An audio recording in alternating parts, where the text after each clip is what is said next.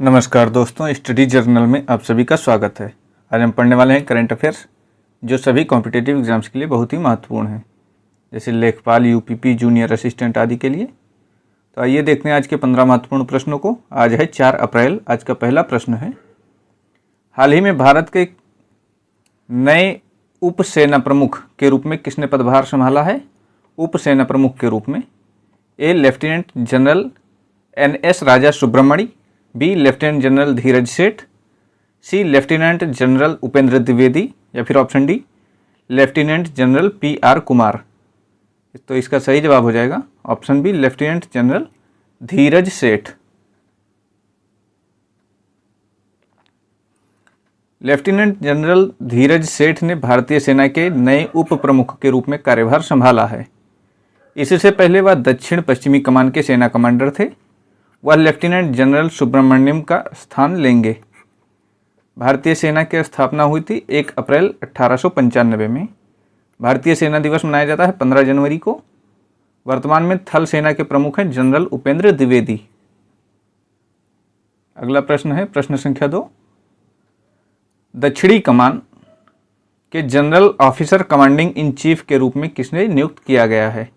ए lieutenant general Sandeep Jain, B lieutenant general JS Sandhu, C lieutenant general Manoj Kumar, या फिर option D lieutenant general Suchindra Kumar.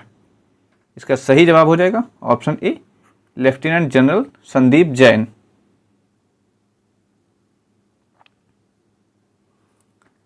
Lieutenant general Sandeep Jain को पुणे स्थित दक्षिणी कमान का नया सेना कमांडर नियुक्त किया गया है। दक्षिणी कमान भारतीय सेना की सबसे बड़ी और महत्वपूर्ण भौगोलिक कमानों में से एक है। भारतीय सेना की कुल 7 कमानें हैं। दक्षिणी कमान का मुख्यालय पुणे महाराष्ट्र में है। सेना की ट्रेनिंग कमान का मुख्यालय शिमला में है। अगला प्रश्न है प्रश्न संख्या 3। दिल्ली पुलिस द्वारा हथियारों और मादक पदार्थों के तस्करों पर नकेल कसने के लिए किस अभियान का विस्तार किया गया है? ए ऑपरेशन सतर्क, बी ऑपरेशन क्लीन, सी ऑपरेशन कवच 13.0, या फिर ऑप्शन डी ऑपरेशन प्रहार। इसका सही जवाब हो जाएगा ऑप्शन सी ऑपरेशन कवच 13.0।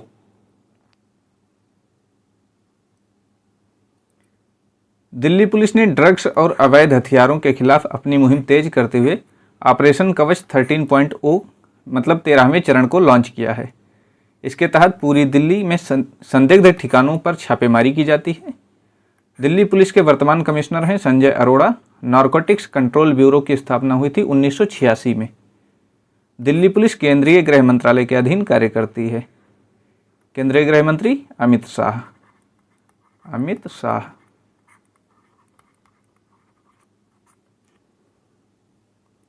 अगला प्रश्न है प्रश्न संख्या 4।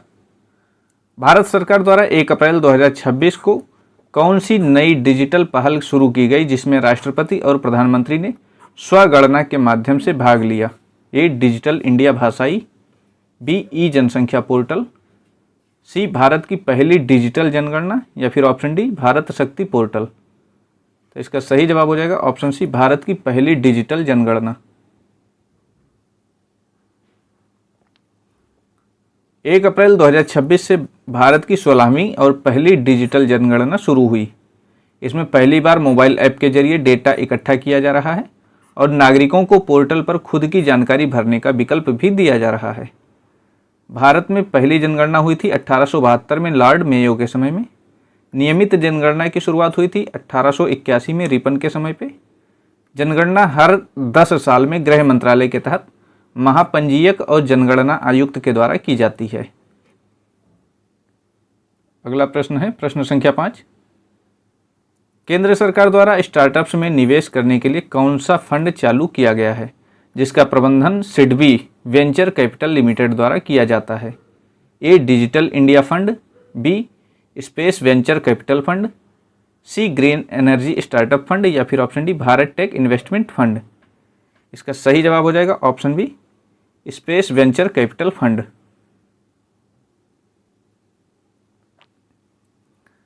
अंतरिक्ष क्षेत्र में निजी निवेश और स्टार्टअप्स को बढ़ावा देने के लिए 1000 करोड़ रुपए का फंड शुरू किया गया है।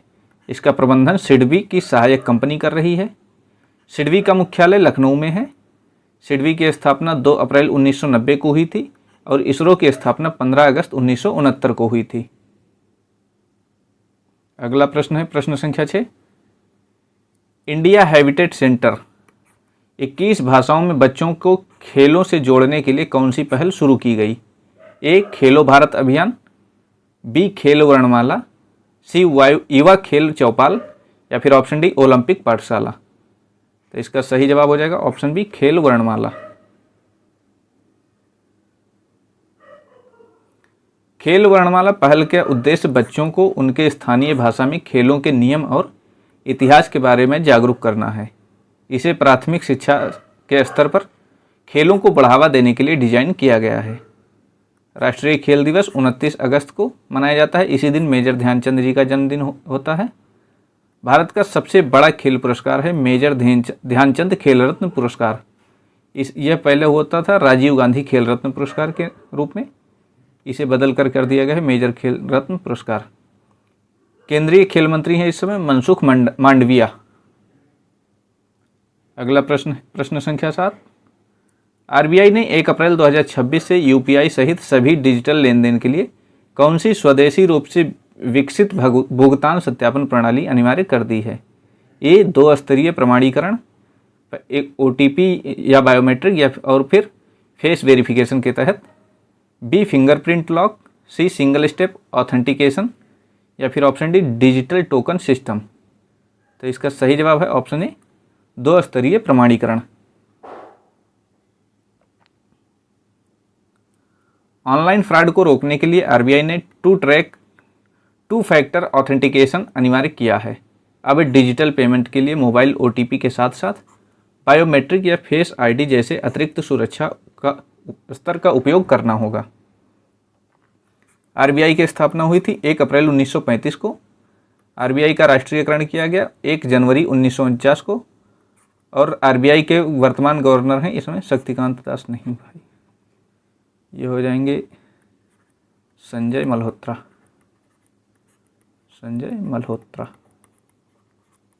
कौन से नंबर के? 26वें नंबर के। ठीक, अगला प्रश्न है प्रश्न संख्या 8। साहित्य अकादमी युवा पुरस्कार 2025 के तहत हिंदी भाषा के लिए किसे सम्मानित किया गया है? ए अतुल कुमार राय, बी भगवंत अनमोल, सी पार्वती तिर्की या फिर ऑप्शन डी विमल कुमार। इसका सही जवाब हो जाएगा ऑप्शन सी पार्वती तिर्की।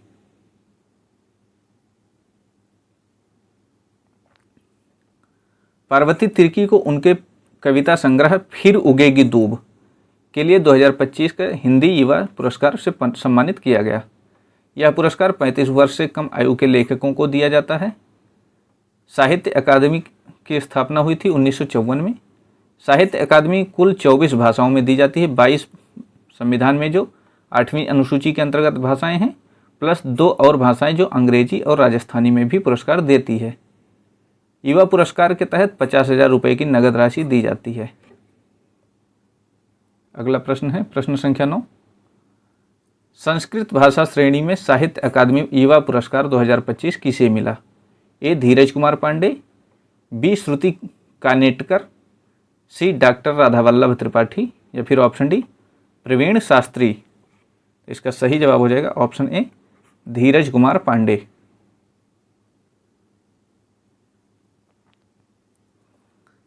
संस्कृत साहित्य में उनके उत्कृष्ट योगदान के लिए धीरज कुमार पांडे को इस वर्ष का साहित्य अकादमी युवा पुरस्कार मिला है। संस्कृत भाषा एक शास्त्रीय भाषा है, यानी कि क्लासिकल लैंग्वेज है। संस्कृत को देव भाषा भी कहा जाता है। उत्तराखंड राज्य की दूसरी आधिकारिक भाषा है संस्कृत। उत्तर प्रदेश की दूसरी आधिकारिक भाषा है उर्दू। कौन सी? उर्दू। अगला प्रश्न है प्रश्न संख्या 10। ऑपरेशन सिंदूर के दौरान विशिष्ट सेवा के लिए किन 2 नौसेना अधिकारियों को युद्ध सेवा पदक से सम्मानित किया गया? ए एडमिरल दिनेश त्रिपाठी और vice admiral Surjit Singh, B vice admiral AN Pramod और vice admiral Rahul Gokhale, C vice admiral Tarun Sobti और वाइस एडमिरल संजय जसजीत सिंह या फिर option D commander Rajesh Kumar और कैप्टन SK शर्मा। इसका सही जवाब हो जाएगा option B, vice admiral AN Pramod और वाइस एडमिरल राहुल गोखले। अगला प्रश्न है, आइए देखते हैं इसके बारे में।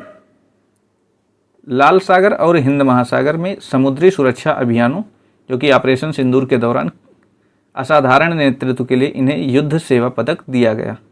नौसेना दिवस 4 दिसंबर को मनाया जाता है। वर्तमान नौसेना प्रमुख हैं एडमिरल दिनेश के त्रिपाठी। नौसेना की 3 कमानें हैं, पश्चिमी मुंबई में मुख्यालय, पूर्वी का मुख्यालय विशाखापत्तनम में और दक्षिणी का मुख्यालय कोच्चि में है। अगला प्रश्न है प्रश्न संख्या 11।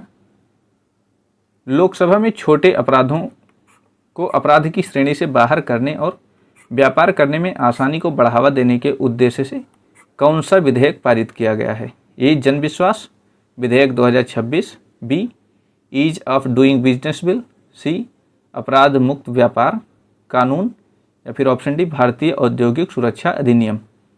इसका सही जवाब है ऑप्शन ए जन विश्वास विधेयक 2026।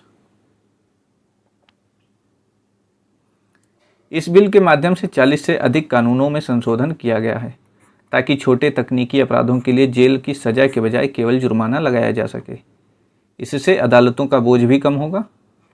भारत की ease of doing business index world bank द्वारा जारी की जाती थी, जो कि अब बंद हो गई है। लोकसभा के वर्तमान अध्यक्ष हैं ओम बिरला।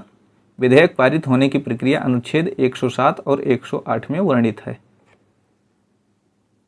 अगला प्रश्न है प्रश्न संख्या 12। टाइड्स ऑफ टाइम भारत से history through morals and in parliament पुस्तक के लेखक कौन है? A Shashi Tharoor, B Sudha Murthy, C doctor S Jaishankar या फिर ऑप्शन डी विक्रम संपत। तो इसका सही जवाब हो जाएगा ऑप्शन बी सुधा मूर्ति।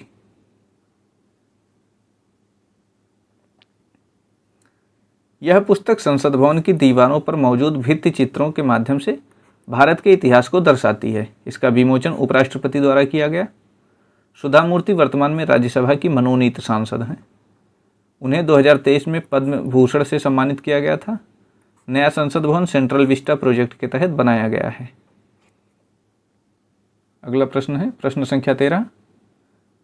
हाल ही में लोकसभा में पारित विधेयक द्वारा किस शहर को आधिकारिक तौर पर आंध्र प्रदेश की स्थायी राजधानी बनाया गया है? ए विशाखापत्तनम, बी कुरनूल, सी अमरावती या फिर ऑप्शन डी विजयवाड़ा। तो इसका सही जवाब हो जाएगा ऑप्शन सी अमरावती।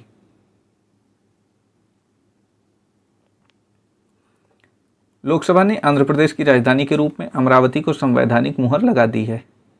इससे लंबे समय से चल रहा राजधानी का विवाद समाप्त हो गया है। भाषाई आधार पर गठित होने वाला पहला राज्य था आंध्र प्रदेश, 1953 में बना था। अमरावती कृष्णा नदी के तट पर स्थित है। आंध्र प्रदेश के वर्तमान मुख्यमंत्री हैं N चंद्रबाबू नायडू। अगला प्रश्न है प्रश्न संख्या 14। हाल ही में नासा के किस मिशन ने मंगल ग्रह पर प्राचीन पानी के नए स्रोतों की खोज की घोषणा की? A Curiosity rover, B Viking mission, C Perseverance rover या फिर ऑप्शन डी ओडिसी ऑर्बिटर। तो इसका सही जवाब हो जाएगा option C Perseverance rover. NASA के परसेवरेंस रोवर ने जेरेरो क्रेटर के पास प्राचीन पानी के बहाव से बनी चट्टानों और खनिजों की खोज की है, जो वहां कभी जीवन होने का संकेत देते हैं।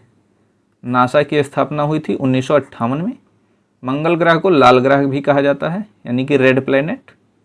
भारत का मंगल मिशन अभियान मंगलयान यानी कि मॉम 2013 में लॉन्च हुआ था।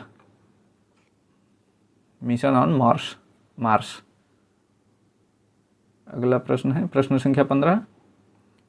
हाल ही में किस राज्य सरकार ने 4 धाम की यात्रा के लिए ग्रीन कार्ड सिस्टम की शुरुआत की है? ए हिमाचल प्रदेश, बी उत्तर प्रदेश, सी सिक्किम या फिर ऑप्शन डी उत्तराखंड। तो इसका सही जवाब हो जाएगा ऑप्शन डी उत्तराखंड ने।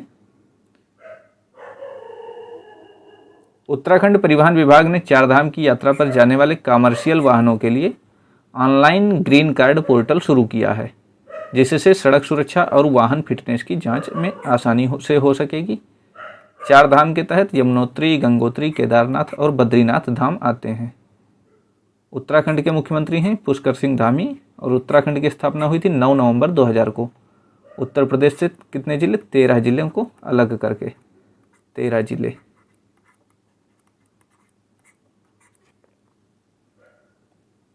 आइए देखते हैं पिछले दिन का अभ्यास प्रश्न। विश्व व्यापार संगठन का 14वां मंत्रिस्तरीय सम्मेलन 2026 में कहाँ आयोजित किया जा रहा है? यह था पिछले दिन का प्रश्न। इसका उत्तर होगा ऑप्शन बी, याओंडे, कैमरून।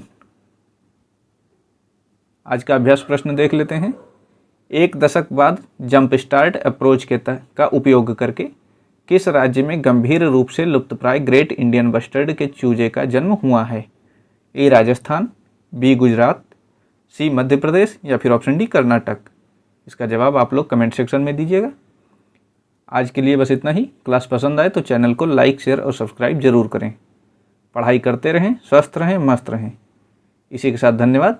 जय हिंद।